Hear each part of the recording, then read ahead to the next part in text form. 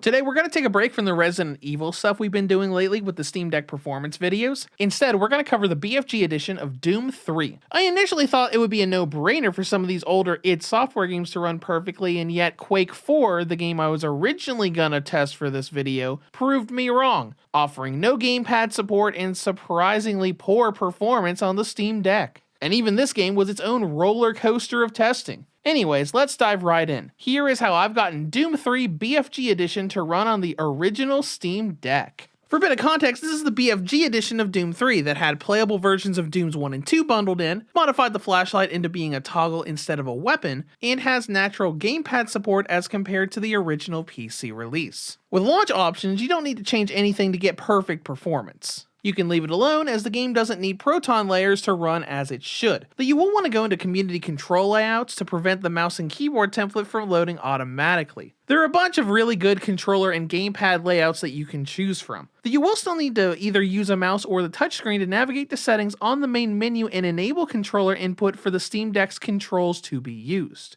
Though if you want to use cheat codes, you will need to add a custom launch option in the settings to be able to activate the console with the tilde key. It doesn't work without actually setting the value to enable the console command. And yes, this includes classic Dooms 1 and 2. The old PC cheat codes do work in those games, but you must input them from the console and not just typing it into a keyboard during gameplay.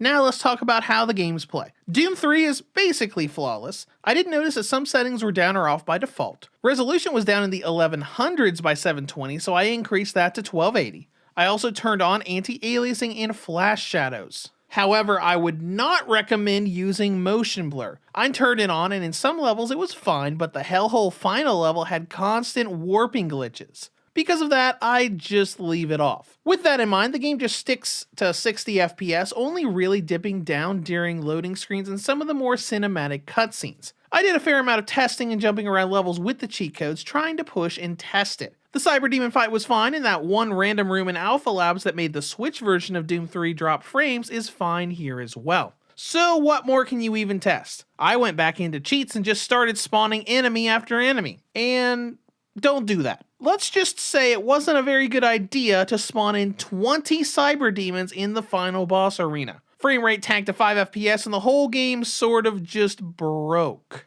And there's another problem. When I was testing around with the console commands, I seem to have broken the game's graphical engine. After I began testing around with the spawn mechanic and went back to the other save files, specifically the hellhole level, the lava area started to morph and glitch, causing weird screen burn-in effects to happen. This happened throughout the whole area and just turns the Cyber Demon boss arena into a mess of glitches. I tried everything I could to fix this. Console commands, modifying pretty much every setting in the game, over a dozen different Proton versions, and nothing could fix it. I know the game isn't like that by default because you can see my first attempt at the boss fight here, which is fine, and then the glitched up version hours later here. So I completely uninstalled and reinstalled the game from scratch. And that did fix all of the graphical glitches. Unfortunately, it also deleted all of my save data, so there's that. Moral of the story, don't mess with console commands too much so you don't break the game.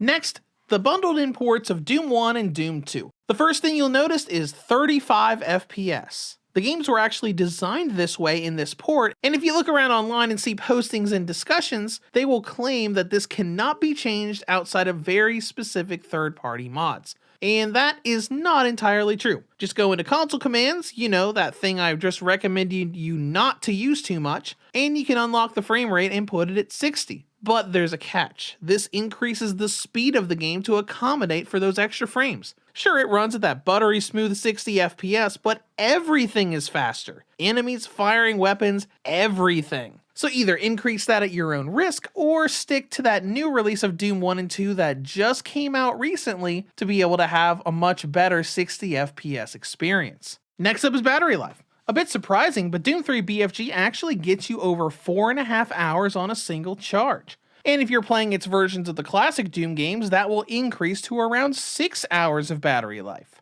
Now let's wrap this up. Would I recommend this to Steam Deck users? I'd say yes. The main game plays at a fantastic 60 FPS on pretty much any setting. Just don't dabble too much into the console commands so you don't accidentally break the game and force a reinstall like I did. Just don't spawn any cyber demons into tiny rooms and you should be fine.